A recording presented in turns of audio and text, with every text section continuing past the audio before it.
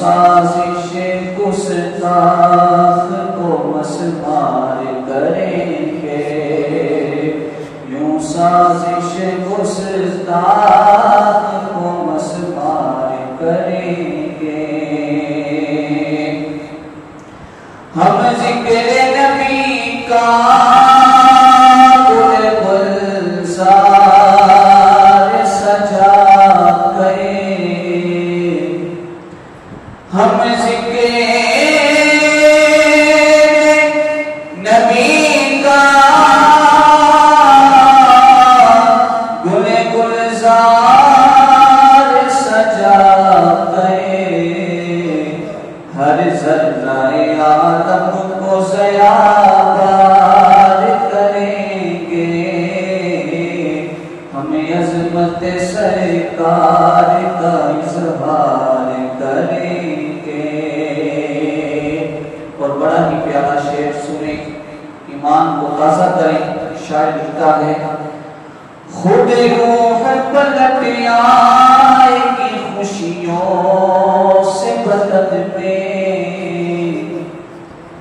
خود روح پلٹ آئے گی خوشیوں سے بدن میں،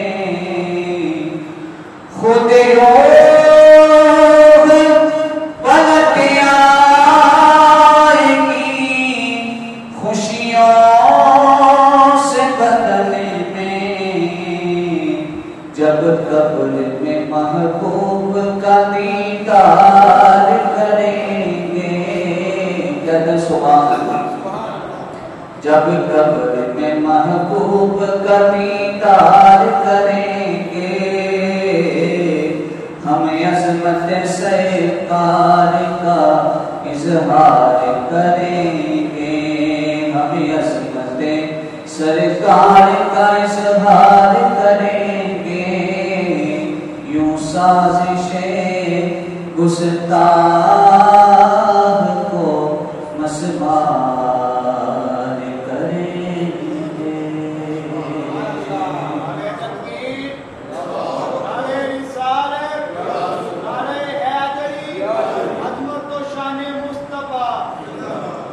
اللہ تبارک و تعالی کی حمد و ثنا کے بعد آقائے نامدار، مدنی تاجدار، بے قصوں کے قص، بے سہاروں کے سہارا، یتیموں کے ملجا بابا، آمینہ کے لال، مخبر صادق جناب احمد مجتبیٰ حضرت محمد مصطفیٰ صلی اللہ علیہ وآلہ وسلم کی بارگاہ بے قص پناہ میں ہدیہ عقیدت و محبت پیش کرنے کے بعد انتہائی ادب و احترام کے لائق معزز و محترم سامعین و حاضرین، اللہ کے پیارے حبیب میرے اور آپ کے غریب آقا حضرت محمد مصطفیٰ صلی اللہ علیہ وآلہ وسلم نے انسانی زندگی کا چارٹر خطبہ حجۃ الوداع جو ارشاد فرمایا، اس کا دوسرا اہم ترین نقطہ یہ ہے کہ میرے اور آپ کے کریم آقا حضرت محمد مصطفیٰ صلی اللہ علیہ وآلہ وسلم نے عورتوں کے حقوق کے متعلق ارشاد فرمایا کہ اپنی عورتوں کے ساتھ اچھا سلوک کرنا، ان کی ہر جائز ضرورت کو پورا کرنا، اور اگر زندگی کے کسی موڑ میں جا کر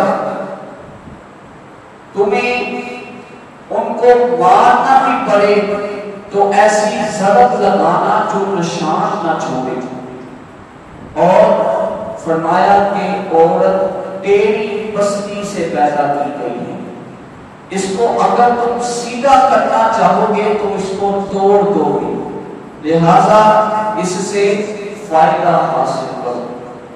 پھر میرے دوستو، اللہ کے پیارے حبیب صلی اللہ علیہ وآلہ وسلم نے عورتوں کی فضیلت کو بیان کرتے ہوئے ارشاد فرمایا کہ کہ تم ان کے جسم سے حز اٹھاتے ہو. حز عربی زبان میں کہتے ہیں لطف کو، کہ تم ان کے جسم سے لطف اٹھاتے ہو، لہذا تم ان کی ہر جائز ضرورت کو پورا کرو. تو آج کا ہمارا خطبہ بھی اسی اہم ترین نقطے پر ہے کہ دین کیا ہے اور دین میں عورت کا مقام کیا ہے.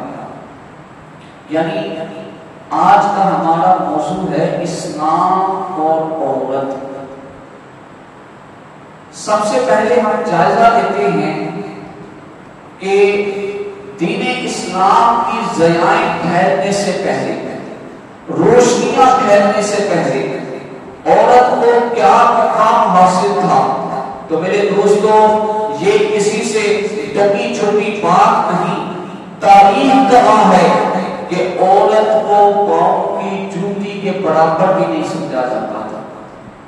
عورت ایک ایسی شے کا نام تھا کہ جو اپنی زبان پر لانا کوئی بھی پسند نہیں کرتا تھا. جس کے گھر میں بیٹی پیدا ہو جاتی تھی اس کے گھر میں سفید ماتم بچھ جایا کرتی تھی. اور جس عورت کا خاوند اس دنیا سے رخصت ہو جاتا اس کے ساتھ سلوک یہ کیا جاتا کہ اس کو ایک کمرے میں بند کر دیا جاتا، وہیں پر اس کو کھانا دیا جاتا اور سال ہر سال اس کو وہاں سے باہر نہ آنے دیا جاتا. اس سے غلومی اور صورتحال میرے دوستوں کیا ہو سکتی ہے کہ باپ اس دنیا سے رخصت ہو جاتا تھا تو بیٹے اپنی ماں کو بازار میں لے جا کر بیچ دیا کرتے تھے. اس سے بڑھ کر اور غلومی حرکت کیا ہو سکتی ہے کہ جس گھر میں بیٹی پیدا ہو جاتی تھی باپ پہلے گلا کھود کے بیٹھا ہوتا تھا کہ اگر بیٹی پیدا ہو تو زندہ اس کو دفن کر دوں. میرے دوستو، ایسی حرکتیں بھی ہوئی. جس کے گھر میں بیٹی پیدا ہو جاتی تھی لوگ اس کو بدنام کرتے تھے، لوگ اس پر ہنسی کرتے تھے، لوگ اس کا مذاق اڑاتے تھے.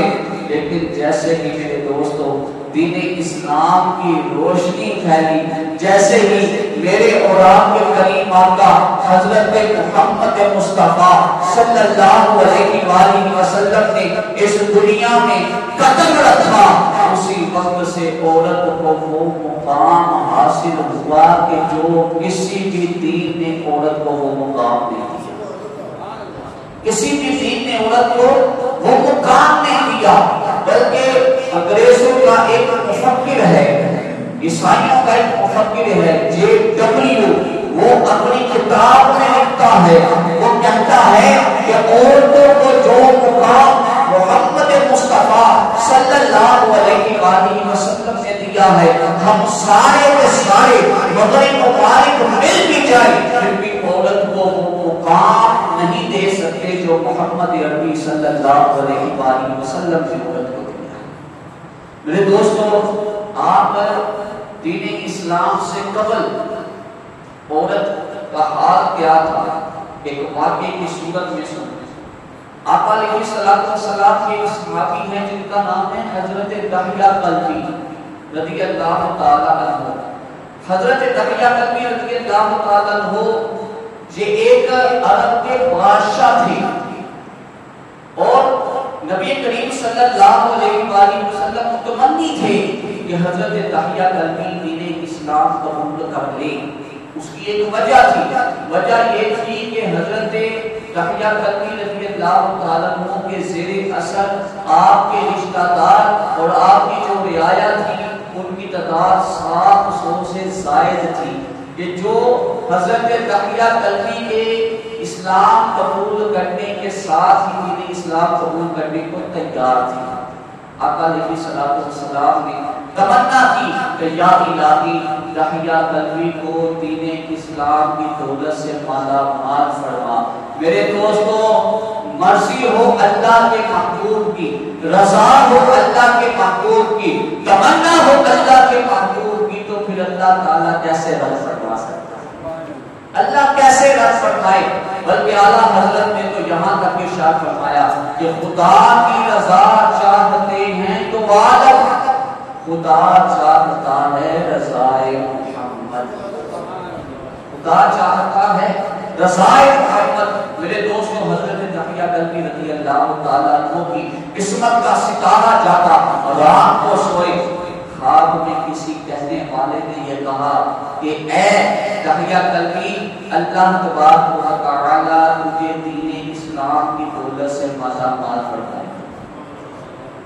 ادھر فجر ہوتی ہے، حضرت جبریل امین علیہ السلام آقا علیہ السلام کی طرف وحی لے کر نازل ہو جاتے ہیں۔ یا رسول اللہ صلی اللہ علیہ وآلہ وسلم، اللہ ارشاد فرماتا ہے، دیکھیے گا کہ چند ساعتوں کے بعد دحیہ کلبی آپ کے پاس حاضر ہوگا، ہم نے اس کے دل کو نور ایمان سے منور فرما دیا، ہم نے اس کے دل کو نور ایمان سے منور فرما دیا ہے۔ میرے دوستوں، حضرت دحیہ کلبی چند ساعتوں کے بعد آقا علیہ السلام کی بارگاہ میں حاضر ہوئے۔ آقا علیہ السلام نے دور سے دیکھا دحیہ کلبی چلتے ہوئے آ رہے ہیں، اپنی کمبلی کو اتارا، اپنی چادر تطہیر کو اتارا، نیچے بچھائی، ان کے لیے جگہ بنائی۔ جب حضرت دحیہ کلبی قریب پہنچے، اس چادر کو اٹھایا، اس نورانی چادر کو اپنے لبوں سے لگایا، پھر اس نورانی چادر کو اپنے سر پہ رکھ کر دین اسلام قبول کرتے ہوئے یہ کہنے لگے، یا رسول اللہ صلی اللہ علیہ وآلہ وسلم، یہ آپ کی چادر تطہیر، یہ آپ کی نورانی چادر میرے سر پہ آ گئی ہے، کلمہ پڑھیں، اشہد ان لا الہ الا اللہ وحدہ لا شریک لہ واشہد ان محمدا عبدہ ورسولہ۔ میرے دوستو، حضرت دحیہ کلبی کا کلمہ پڑھنا تھا کہ سارے کا سارے صحابہ کرام خوشی سے جھوم اٹھے، نعرے تکبیر کے بلند نعروں سے پورے کا پورا مجمع جھوم اٹھا۔ حضرت دحیہ کلبی فرماتے ہیں کہ میں نے دین اسلام قبول کیا، میرے جسم میں ایک الگ قسم کی راحت آئی، مجھے سکون میسر آیا۔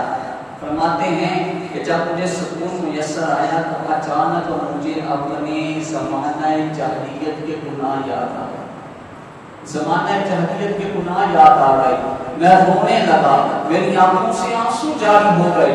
اللہ کے پیارے حبیب صلی اللہ علیہ وآلہ وسلم نے ارشاد فرمایا، اے دحیہ کلبی، یہ تو وقت ہنسنے کا ہے، مسکرانے کا ہے، خوشیاں منانے کا ہے، لیکن تیری آنکھوں سے آنسو جاری ہو گئے۔ یا رسول اللہ صلی اللہ علیہ وآلہ وسلم، خوش تو بہت ہوں، مسکرا بھی رہا ہوں۔ اللہ کے پیارے حبیب صلی اللہ علیہ وآلہ وسلم، مجھے اللہ رب العزت نے دین اسلام کی دولت سے مالا مال کیا ہے، لیکن یا رسول اللہ صلی اللہ علیہ وآلہ وسلم، مجھے زمانہ جاہلیت کے اپنے گناہ یاد آ گئے۔ اے دحیہ کلبی، ذرا وہ گناہ بیان تو کرتے، کون سے ایسے گناہ تھے کہ جن کو یاد کر کے تیری آنکھوں سے آنسو جاری ہو گئے؟ یا رسول اللہ صلی اللہ علیہ وآلہ وسلم، آپ تو جانتے ہیں میں بادشاہ ہوں اور میرے پاس کئی بیویاں تھیں، میں یہ نہیں چاہتا تھا کہ میری کوئی بھی بیوی کسی بیٹی کو جنم دے اور میرا کوئی داماد کہلائے، لوگ مجھ پر ہنسے۔ یا رسول اللہ صلی اللہ علیہ وآلہ وسلم، اسی طرح میرے گھر میں 70 بیٹیاں پیدا ہوئی، میں نے سب کو زندہ دفن کر دیا، میں نے سب کو زندہ دفن کر دیا۔ آقا علیہ السلام نے جب یہ سنا، چہرے کا رنگ متغیر ہو گیا، آنکھوں سے آنسو جاری ہو گئے۔ ابھی کچھ کہتے کہ اسی وقت اللہ تبارک و تعالیٰ نے حضرت جبریل امین کو بھیجا، جبریل جا کر میرے محبوب کو یہ پیغام دے دے، دحیہ کلبی کو وہ فرما دے کہ اے دحیہ کلبی، جب تمہیں کہا نا لا الہ الا اللہ، بڑے مل کے لا الہ الا اللہ محمد رسول اللہ صلی اللہ علیہ وآلہ وسلم، اس وقت ہم نے تیری سابقہ زندگی کے سارے گناہ معاف کر دیے، تو تیری بیٹیوں کے کیسے نہ معاف کرتا، تیری بیٹیوں کے کیسے نہ کرتا۔ میرے دوستو، مقصد اس بات کو سنانے کا یہ ہے کہ بادشاہ وقت بھی یہ گوارا نہ کرتے کہ ان کے گھر میں بیٹی پیدا ہو۔ اگر بیٹی پیدا ہو جاتی تو اپنی بیٹی کو اپنی آنکھوں کے سامنے زندہ دفن کر دیتے، یہاں تک کہ سننے دارمی میں ایک واقعہ ملتا ہے کہ ایک شخص آقا علیہ السلام کی بارگاہ میں حاضر ہوا، حاضر خدمت ہو کر دین اسلام قبول کیا، دین اسلام قبول کر کے عرض کرنے لگا، یا رسول اللہ صلی اللہ علیہ وآلہ وسلم، زمانہ جاہلیت میں میرے سے ایک ایسا گناہ سرزد ہوا ہے کہ آج بھی مجھے چیخوں پکار کی آوازیں تنگ کرتی ہیں، تیرے سے کون سا ایسا گناہ ہوا ہے؟ عرض کرنے لگا، یا رسول اللہ صلی اللہ علیہ وآلہ وسلم، میں ایک دفعہ سفر پر نکلنے لگا، میری بیوی حاملہ تھی، میں نے اپنی بیوی کو وصیت کی کہ اگر تو میرے گھر میں بیٹی پیدا ہو تو میں تجھے وصیت کرتا ہوں کہ اس کو زندہ دفن کر دینا، اور اگر بیٹا پیدا ہو تو اس کی خوب خدمت کرنا۔ یا رسول اللہ صلی اللہ علیہ وآلہ وسلم، چند سالوں کے بعد میں سفر سے واپس آیا تو کیا دیکھتا ہوں کہ میرے گھر کے آنگن میں ایک ننھی سی کلی کھیل رہی ہے، ایک ننھی سی کلی کھیل رہی ہے۔ میں نے اپنی بیوی سے دریافت کیا، وہ کہنے لگی کہ یہ ہماری بیٹی نہیں، تیری تو بیٹی پیدا ہوئی، میں نے تو اس کو اسی وقت زندہ دفن کر دیا تھا، یہ تو ہمسائیوں کی بیٹی۔ کہتے ہیں کہ وہ بیٹی، وہ لڑکی، بچی بار بار ہمارے گھر میں آتی، ایک وقت ایسا آیا کہ مجھے اس سے محبت ہونے لگ گئی، مجھے اس سے انس ہو گیا، مجھے اس سے محبت ہو گئی۔ یا رسول اللہ صلی اللہ علیہ وآلہ وسلم، میں نے اپنی بیوی سے اس محبت کا اظہار کیا، وہ بھی طاق میں تھی کہ کب یہ ایسی بات کرے اور میں اس کو ساری بات بتاؤں۔ میں نے اپنی بیوی سے اس بچی کے بارے میں محبت کا اظہار کیا، میری بیوی کہنے لگی کہ میرے سرکار سن لے، یہ ہماری ہی بیٹی ہے، یہ ہماری ہی بیٹی ہے۔ وہ کہتے ہیں کہ یا رسول اللہ صلی اللہ علیہ وآلہ وسلم، چونکہ مجھے محبت ہو چکی تھی، میں اس بچی کو لے کر باہر بھی نکلتا تھا، لیکن جیسے ہی لوگوں کی نظر اس بچی پر پڑی، لوگوں نے مجھے بدنام کرنا شروع کر دیا، لوگوں نے مجھے تانے دینے شروع کر دیے، لوگوں نے مجھے بدنام کرنا شروع کر دیا۔ یا رسول اللہ صلی اللہ علیہ وآلہ وسلم، میں لوگوں کی بدنامی برداشت نہ کر پایا، میں نے اپنی بیوی سے بہانہ کر کے اپنی ہی بیٹی کو دور جنگل میں لے گیا، ایک کنویں میں اپنی بیٹی کو پھینک دیا، وہ توتلی زبان سے وہ کہتی رہی کہ ابا مجھے گرنے نہ دے، مجھے ڈوبنے نہ دے، مجھے بچا لے۔ یا رسول اللہ صلی اللہ علیہ وآلہ وسلم، لیکن میں اتنا پتھر دل تھا، اتنا پتھر دل تھا کہ میں نے اپنی اس بیٹی کو بچایا نہیں۔ اچانک آواز بند ہو گئی، میں نے کنویں کی طرف نظر دلائی تو کیا دیکھتا ہوں کہ وہ بچی اللہ کو پیاری ہو گئی۔ لیکن یا رسول اللہ صلی اللہ علیہ وآلہ وسلم، آج بھی تنہائی میں جب کبھی بیٹھتا ہوں، کبھی سفر میں نکلتا ہوں، مجھے اپنی اس بیٹی کی آوازیں آتی ہیں، وہ توتلی زبان میں پکارتی تھی، ابا مجھے ڈوبنے نہ دے، مجھے بچا لے۔ آقا علیہ السلام یہ سن رہے ہیں، آنکھوں سے آنسو جاری ہو گئے۔ یا رسول اللہ صلی اللہ علیہ وآلہ وسلم، میرے اس گناہ کا کوئی مداوع ہو سکتا ہے؟ یا رسول اللہ صلی اللہ علیہ وآلہ وسلم، میں کیا اپنی جان کو اللہ تعالیٰ یہ کفارہ قبول کر لے گا؟ حضرت جبریل امین سے وہ حاضر خدمت ہوتے ہیں، یا رسول اللہ صلی اللہ علیہ وآلہ وسلم اس شخص سے یہ کہتے ہیں کہ جب سے اس نے دین اسلام قبول کیا ہے، ہم نے تیری اس بیٹی کے گناہ کو، جو تو نے اپنی بیٹی کو پھینکا، ہم نے تیرے اس گناہ کو معاف کر دیا۔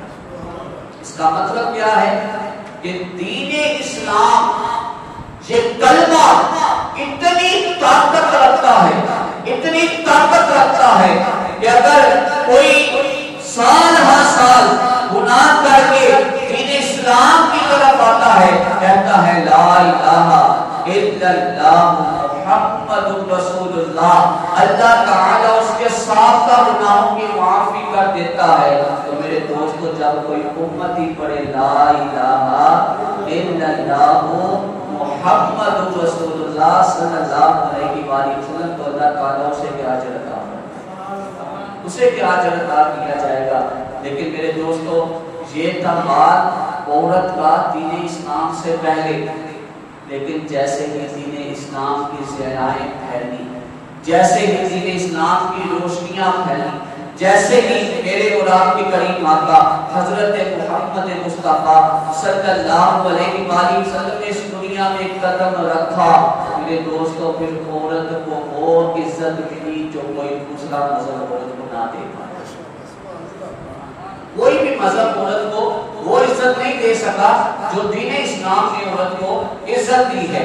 मेरे दोस्तों, औरत की जिंदगी के 4 द्वार होते हैं। कितने? 4 द्वार होते हैं, 4 दौर होते हैं औरत की जिंदगी के। पहला दौर कि जब किसी के घर में बेटी पैदा होती है, उस दौर को कहते हैं बचपना। क्या कहते हैं? वो दौर इंतहाई नाजुक दौर होता है। उस दौर में बच्चे की देखभाल लाजमी अमर है। दीन इस्लाम ने अपने मानने वालों को उस दौर में अपनी बच्ची की परवरिश करने की भी फजीलत रखी है। सुभान अल्लाह। जो बेटियों वाले हैं, अल्लाह तबारक व तआला उनकी बेटियों को सलामत रखे, उनके नसीब अच्छे करे, वो खुशी मनाएं कि जिनके घर में बेटी पैदा होती है। अल्लाह के प्यारे हबीब सल्लल्लाहु अलैहि वसल्लम ने बच्ची की बेहतरीन परवरिश करने की भी फजीलत बयान फरमाई।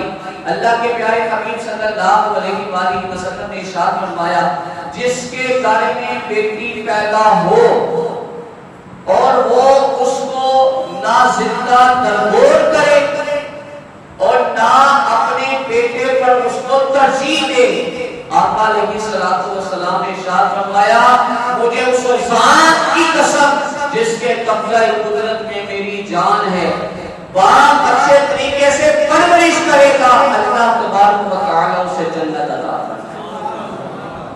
अल्लाह ताला जन्नत अता फरमाएगा। फिर यहाँ तक अल्लाह के प्यारे हबीब सल्लल्लाहु अलैहि वसल्लम ने इरशाद फरमाया कि अल्लाह ताला जिसको 2 बेटियां दे, उन बेटियों की अच्छे तरीके से परवरिश करे, उन बेटियों को अच्छे तरीके से पढ़ाए, उनकी तालीम और तरबियत का इहतमाम करे, उनकी अच्छी जगह शादी करे। आका अलैहिस्सलातु वस्सलाम ने इरशाद फरमाया, कल मैं और वो जन्नत में इस तरह दाखिल होंगे जिस तरह ये 2 उंगलियां, जिस तरह ये 2 उंगलियां हैं, इस तरह मैं और वो जन्नत में दाखिल होंगे। हजरत अबू हुरैरा रज़ियल्लाहु ताला अन्हु, आपसे रिवायत है कि नबी रहमत सल्लल्लाहु अलैहि वसल्लम सहाबा किराम के झुंड में बैठे हैं। आका अलैहिस्सलातु वस्सलाम ने इरशाद फरमाया, ऐ मेरे सहाबा, जिसने 3 बहनों या 3 बेटियों की अच्छे तरीके से परवरिश की, उनको अच्छा लिखाया, अच्छा पढ़ाया, उनकी वजह से उसके मुआशी हालात तंग हुए, लेकिन वो घबराया नहीं, उसने उसको मुसीबत नहीं समझा। आका अलैहिस्सलातु वस्सलाम ने इरशाद फरमाया, मैं उसके लिए जन्नत का ज़ामिन हूं, मैं उसके लिए जन्नत का ज़ामिन हूं। क्या फरमाया? 3 बहनों या 3 बेटियों, यानी बहनें भी उसी जुमरे में आती हैं और बेटियां भी उसी जुमरे में आती हैं।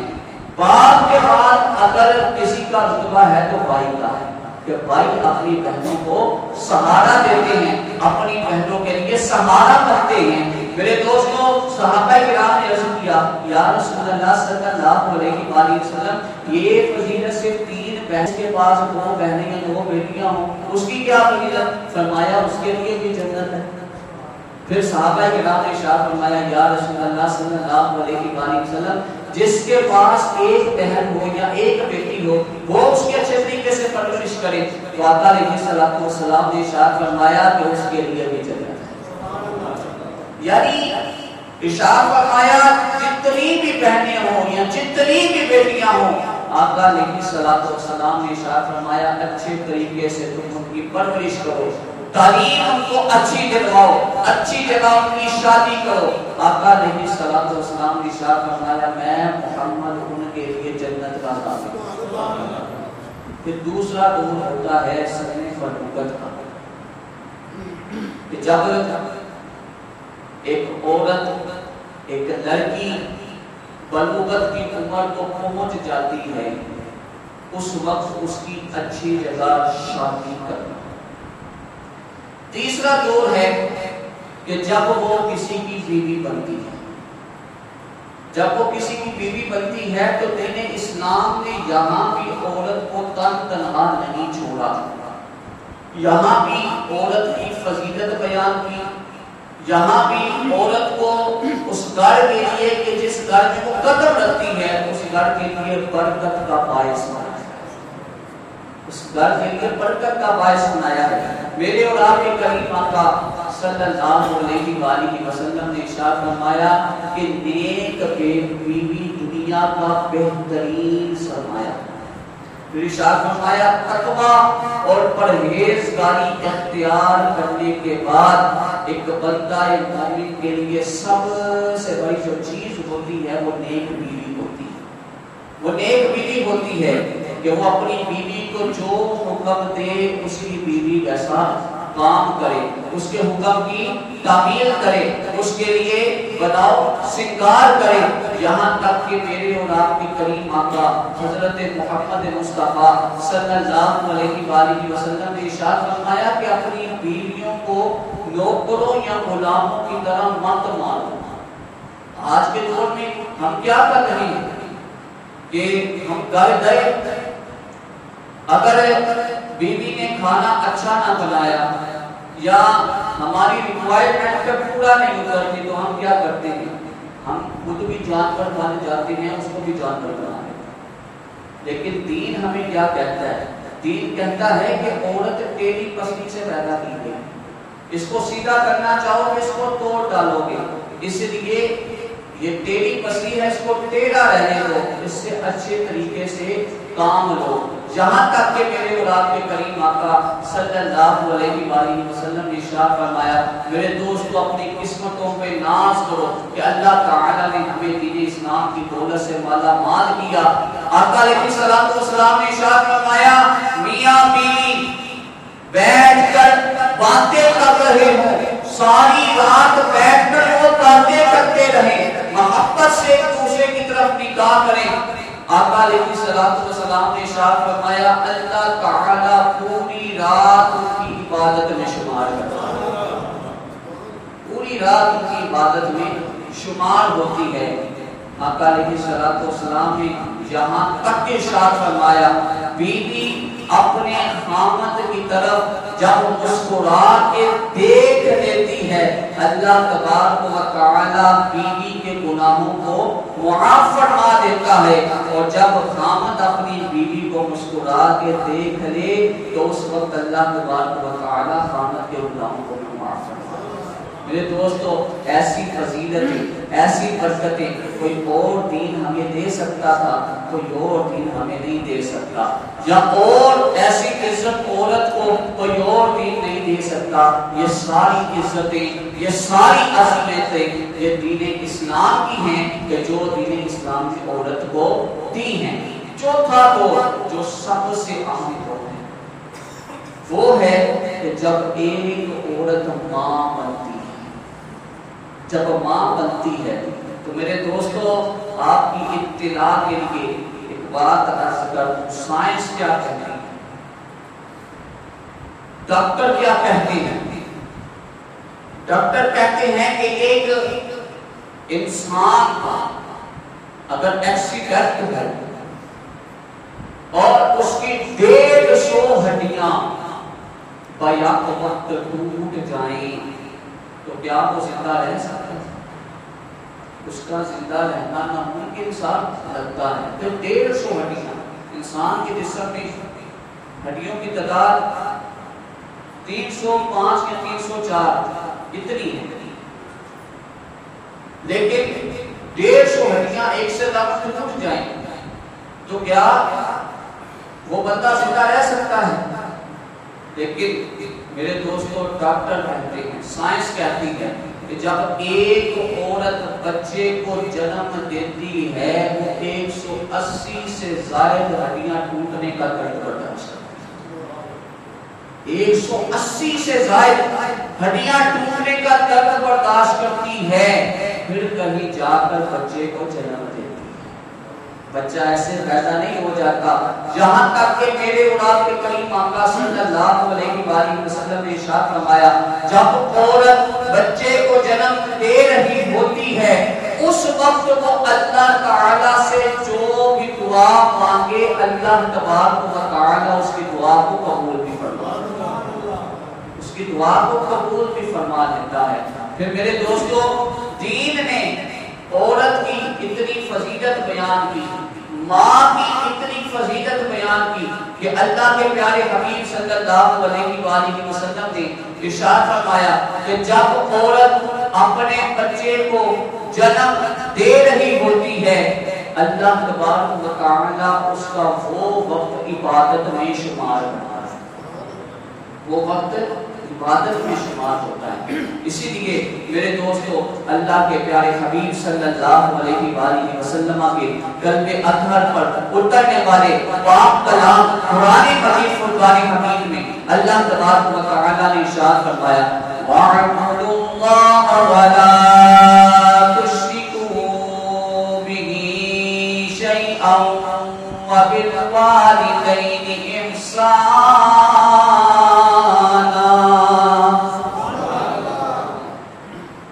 اللہ تبارک و تعالی نے ارشاد فرمایا میری عبادت کرو، میری ذات کے ساتھ کسی کو شریک نہ ٹھہراؤ، اور میری عبادت کے بعد سب سے بہترین جو عمل ہے وہ والدین کے ساتھ حسن سلوک ہے۔ پھر میرے دوستو سورہ بنی اسرائیل میں اللہ تبارک و تعالی نے ارشاد فرمایا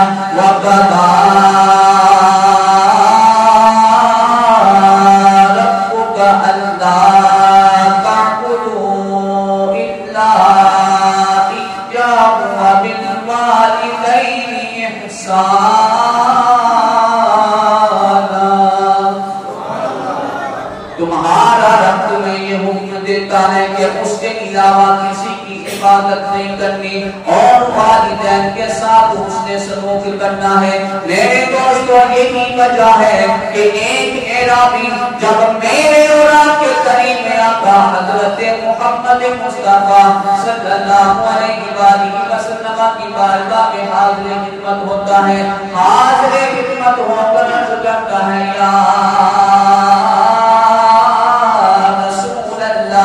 صلی اللہ علیہ وآلہ وسلم من احق بحسن صحابتی، یا رسول اللہ صلی اللہ علیہ وآلہ وسلم لوگوں میں حسن سلوک کا سب سے زیادہ حقدار کون ہے؟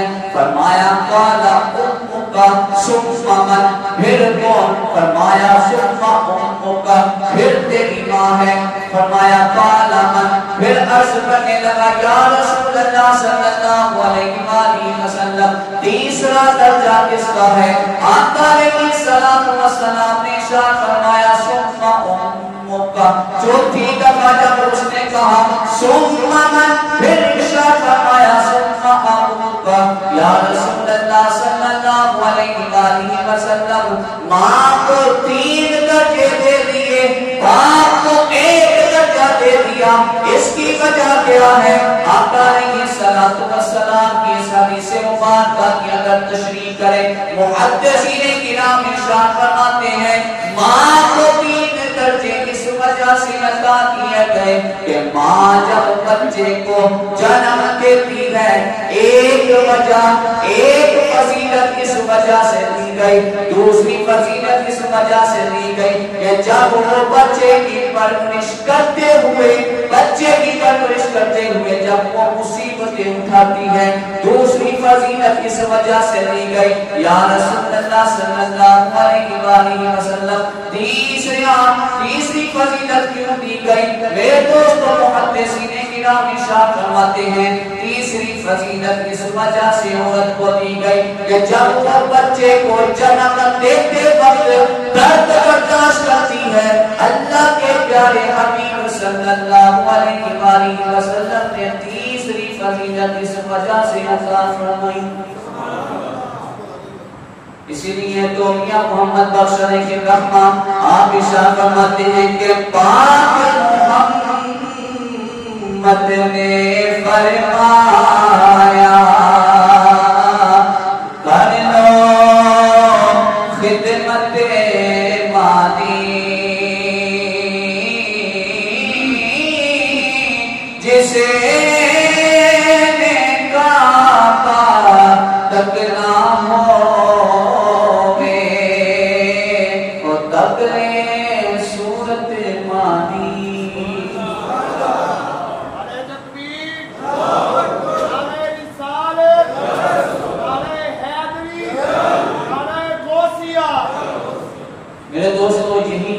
ہے کہ اللہ کے پیارے حبیب صلی اللہ علیہ وآلہ وسلم نے ماں کو 3 درجے دیے، باپ کو 1 درجہ دیا.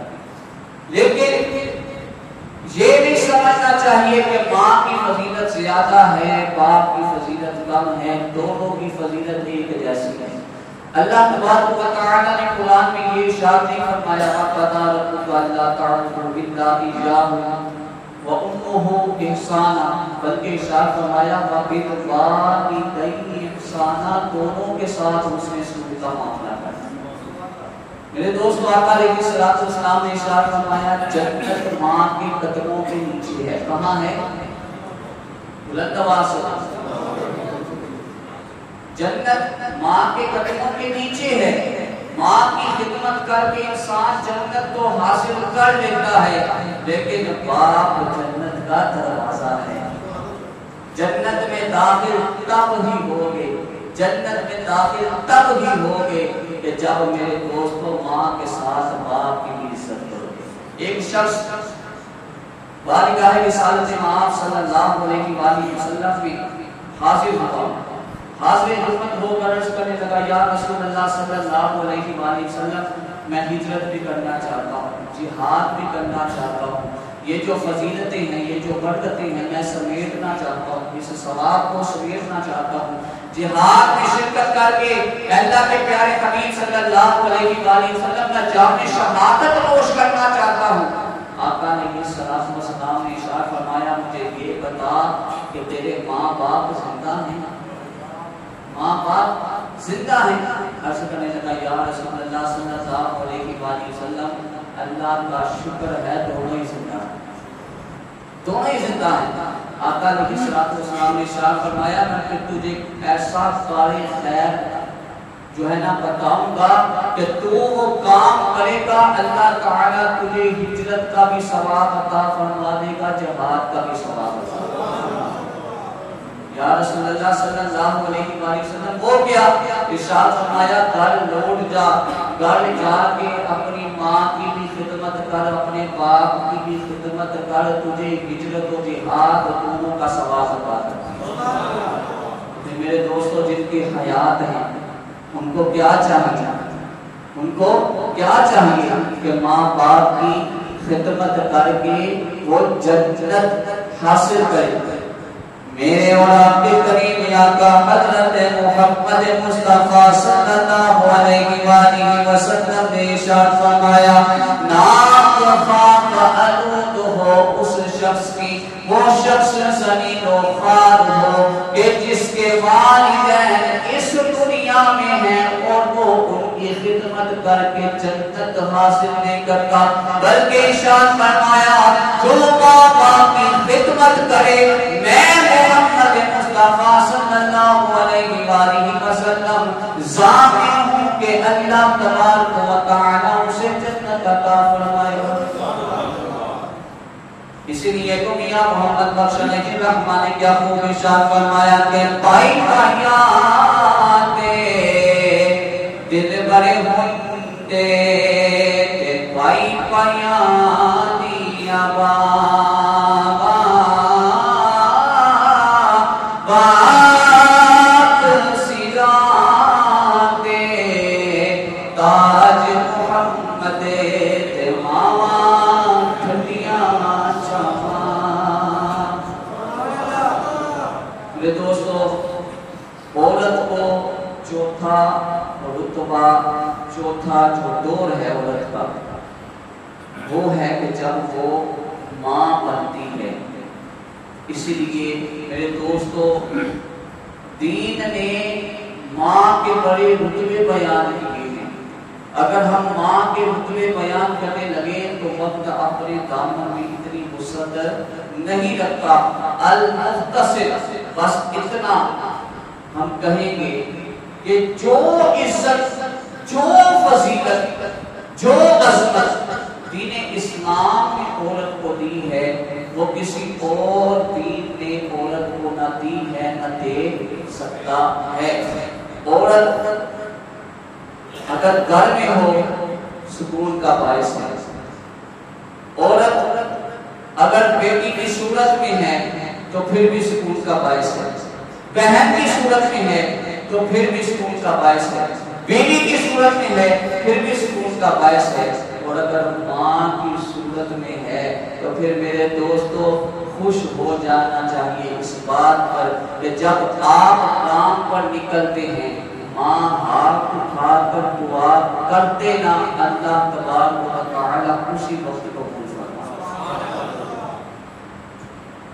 حضور غوث اعظم شیخ عبدالقادر جیلانی الحسنی والحسینی رحمۃ اللہ تعالی علیہ، آپ ارشاد فرماتے ہیں ایک طرف اللہ کے 70 ولی بیٹھے ہیں، کتنے؟ اللہ کے 70 ولی بیٹھے ہوں، اور ایک طرف اپنی ماں بیٹھی ہو۔ اللہ تعالیٰ نے 70 ولیوں کی بھی سنتا ہے، لیکن جتنی جلدی ماں کی سنتا ہے اپنے ولیوں کی بھی سنتا ہے۔ اس وجہ سے ماؤں کی عزت کریں، باپ کی عزت کریں۔ اللہ تبارک و تعالیٰ سے دعا ہے کہ رب کائنات جو دین اسلام میں عورت کی فضیلت بیان ہوئی ہے، عظمت بیان ہوئی ہے، اللہ تبارک و تعالیٰ ایسے ہی ہمیں عورت کی عزت کرنے کی توفیق عطا فرمائے۔ علامہ محمد اقبال رحمۃ اللہ تعالیٰ علیہ عورت کے وجود کے متعلق آپ لکھتے ہیں کہ وجود زن سے تصویر کائنات میں رنگ، وجود زن، زن کہتے ہیں عورت کو، وجود زن سے تصویر کائنات میں رنگ، اسی کے ساز سے ہے زندگی کا سوز روح۔ اللہ تبارک و تعالی ہم سب کو جو میں نے بیان کیا اور اللہ نے سماعت کیا عمل کرنے کی توفیق عطا فرمائے۔ وما علینا الا البلاغ۔